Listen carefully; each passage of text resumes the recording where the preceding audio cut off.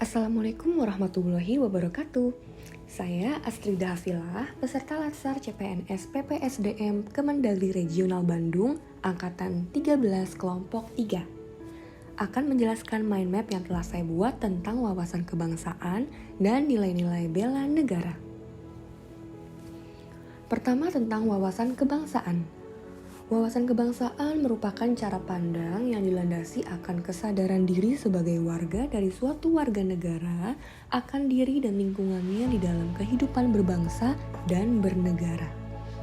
Cara pandang tersebut bersumber dari 4 konsensus dasar berbangsa dan bernegara Indonesia. Pertama yaitu Pancasila.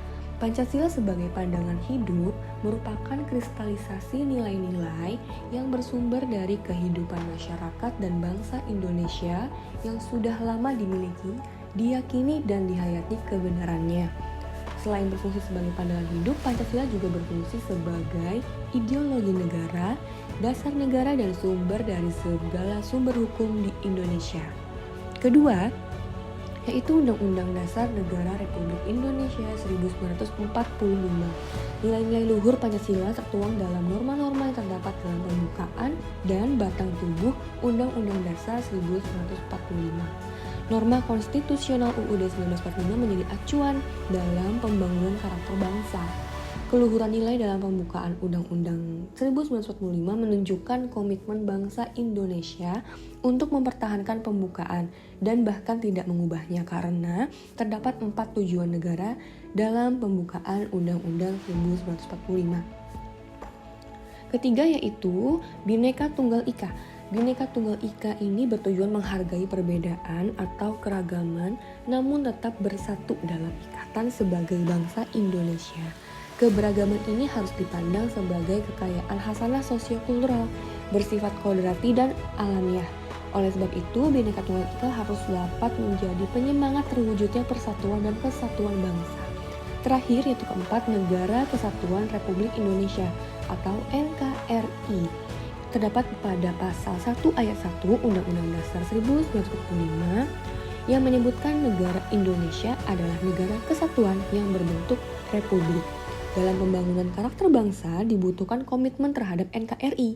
Karakter yang dibangun adalah karakter yang memperkuat dan memperkukuh komitmen terhadap NKRI. Oleh karena itu, rasa cinta tanah air perlu dikembangkan dalam pembangunan karakter bangsa. Wawasan kebangsaan ini tidak terlepas dari pengetahuan akan identitas bangsa, meliputi simbol-simbol negara Indonesia, yaitu yang pertama, bendera. Bendera Negara Kesatuan Republik Indonesia selanjutnya disebut bendera negara adalah sang merah putih. Yang kedua yaitu bahasa. Bahasa Negara Kesatuan Republik Indonesia selanjutnya disebut bahasa Indonesia adalah bahasa resmi nasional yang digunakan di seluruh wilayah Negara Kesatuan Republik Indonesia. Yang ketiga yaitu lambang negara. Lambang Negara Kesatuan Republik Indonesia yang selanjutnya disebut lambang negara adalah Garuda Pancasila dengan semboyan Bhinneka Tunggal Ika. Dan terakhir lagu kebangsaan. Lagu kebangsaan Negara Kesatuan Republik Indonesia yang selanjutnya disebut lagu kebangsaan adalah Indonesia Raya yang digubah oleh Wage Rudolf Supratman. Pembahasan lebih lanjut tentang simbol-simbol negara ini diatur dalam Undang-Undang Nomor 24 Tahun 2009 tentang bendera, bahasa, dan lambang negara serta lagu kebangsaan. Selanjutnya kita seringkali mendengar istilah jas merah. Jangan sekali-kali meninggalkan sejarah yang diungkapkan oleh Insinyur Soekarno. Oleh karena itu, untuk menambah wawasan kebangsaan, mari kita menengok kembali beberapa titik penting dalam sejarah bangsa Indonesia. Yang pertama itu pada tanggal 20 Mei 1908. Organisasi Budi Utomo terbentuk pada tahun ini. Budi Utomo adalah organisasi pergerakan pemuda yang pertama yang bertujuan untuk mencapai kemerdekaan Indonesia. Tokoh-tokoh yang mencetus terbentuknya Budi Utomo adalah para pelajar Stovia atau sekolah kedokteran di Batavia. Kedua yaitu pada tanggal 25 Oktober 1908. Organisasi Perhimpunan Indonesia didirikan di Belanda oleh Sultan kesayangan dan R.N. Noto Suroto. Perhimpunan Indonesia merupakan organisasi pergerakan nasional pertama yang menggunakan istilah Indonesia serta menjadi pelopor kemerdekaan bangsa Indonesia di kancah internasional. Lalu yang ketiga, itu pada tanggal 30 April 1926 di Jakarta diselenggarakan Kerapatan Besar Pemuda yang kemudian terkenal dengan nama Kongres Pemuda I. Lalu dilanjutkan dengan Kongres Pemuda kedua, yaitu pada tanggal 27 sampai 28 Oktober 1928. Nah, dalam Kongres Pemuda kedua ini dihasilkan sebuah ikrar yang disebut sebagai Sumpah Pemuda. Selain itu, dalam Kongres Pemuda kedua ini, lagu Indonesia Raya pun pertama kali dikumandangkan. Lalu yang kelima, pada tanggal 1 Maret 1945, Letnan Jenderal Kumakichi Harada, pimpinan pemerintah pendudukan Jepang di Jawa, mengumumkan pembentukan Badan Penyelidik Usaha-Usaha Persiapan Kemerdekaan Indonesia atau yang sering kita tahu BPUPKI. Selanjutnya, pada tanggal 7 Agustus 1945 terbentuk Panitia Persiapan Kemerdekaan Indonesia.